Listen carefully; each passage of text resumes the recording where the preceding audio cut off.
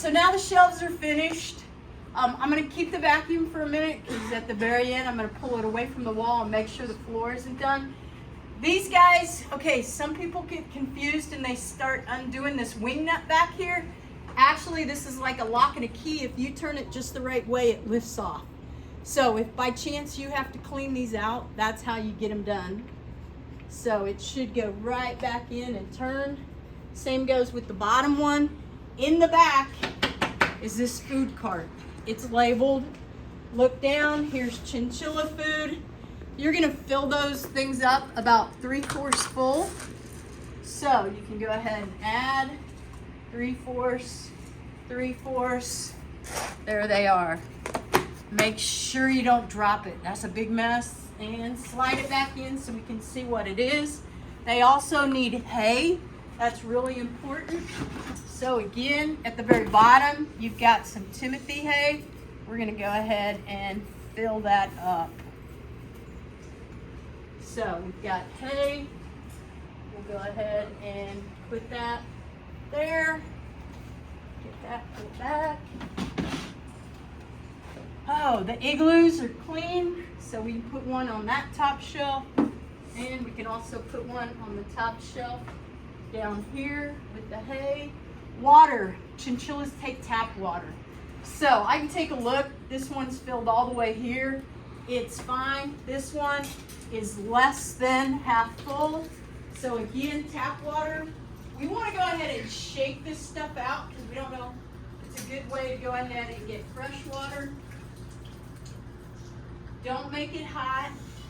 Okay, cold is good. They like cold water. They're used to the mountains. So we've got that on there.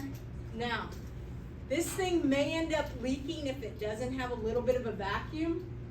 Okay, and the way to create a vacuum is to squeeze it a little bit. And now it tends to hold the water a little bit better. So we'll put their tap water in there. Squeeze it until it stops dripping. There we go. The litter boxes go back. Again, you only need to empty those if Miss Grant and I tell you to. Oh, they're little chew toys.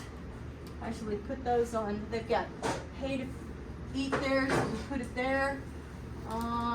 Occasionally, we'll go ahead.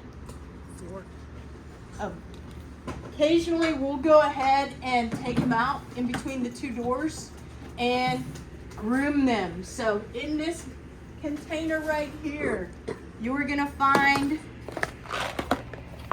a brush that says Chinchillas. So you can go ahead and use that to hold on to them and go ahead and brush them out. That way we can also get rid of the mats.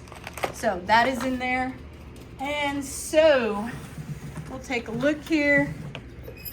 Looks like everybody's done. It even looks like Bella's kind of gray, which means she got into the dust bath. So it's time to go ahead and let them back in. The easiest way is just to go ahead and put this up and they just jump in automatically. So they're back. I put my dust bath back up here. And I like to give them a treat when they've done a good job. Don't give them over 4 of these. These are little cranberries that people donate from lunch. Just hold it in the tip of your finger and boom, they'll grab it and off they run. So no more than 3 or 4 treats a piece. They shouldn't have too much sugar. So everything looks good in there. We're gonna go ahead and get those shut. Make sure you're pinching these together. Get them in the holes.